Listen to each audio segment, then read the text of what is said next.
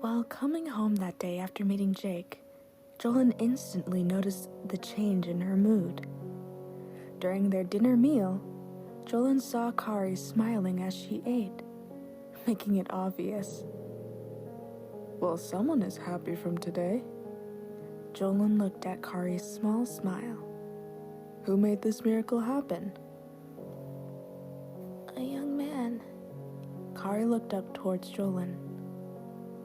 He was kind enough to help me find better herbs. A young man? Jolin paused. What was his name? Jake Allen. Kari smiled wider. And he looked like an elf. He was handsome too. No, stop that. Jolin frowned, squinting at Kari. Human, elf, or beast, you must remember that you are not here to find love.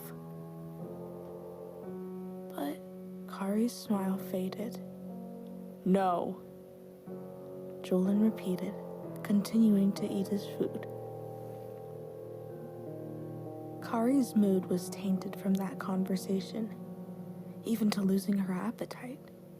She got up and left without finishing her plate, and Jolin sat there, alone.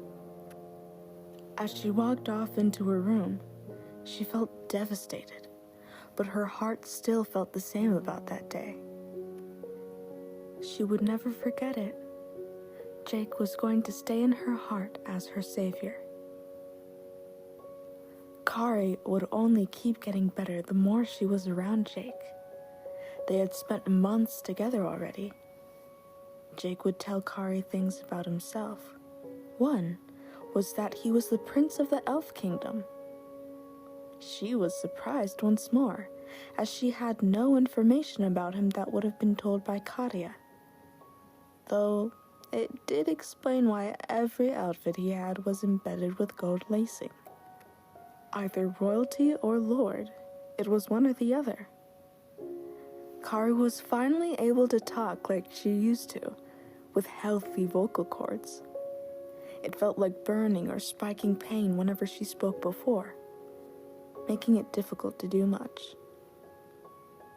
Jake felt like a blessing on Kari, a miracle to have happened. In those moments they shared, Kari realized that she not only regained her voice, but her strong emotions. She could not avoid the feelings which were harboring for Jake. Being reminded of Jolin's words, she felt some doubt in herself. Jake and Kari bonded more over time, and she eventually let out her secret. She told Jake that she was a goddess of love who was banished due to the corrupt system.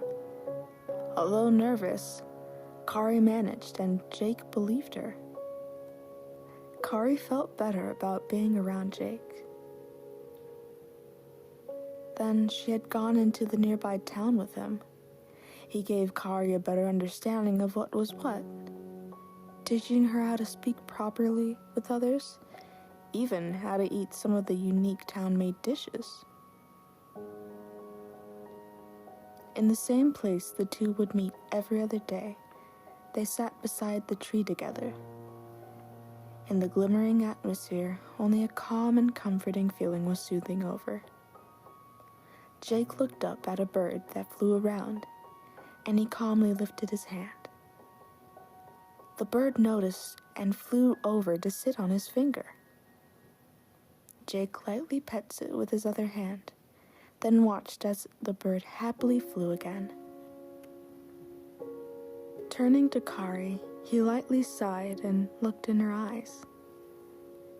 You have improved so much from when we first met. Jake smiled proud. It is all thanks to you, Kari said, sitting against a tree. Jake sat down with her.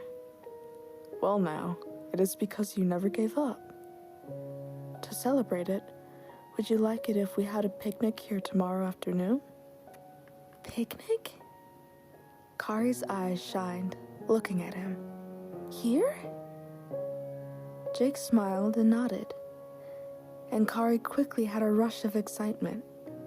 Without warning, she instantly hugged Jake and surprised him. He hesitated but hugged her back. It was like a soft and warm embrace for that moment. Then they both let go.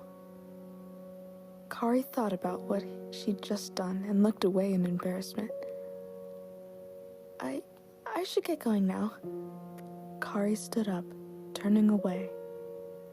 Kari, wait. Jake stood behind. Has something been bothering you? Kari's heart raced and her face felt warm. Not really, no. If I make you uncomfortable, Jake started. No, Kari turned back to him. You do not make me uncomfortable.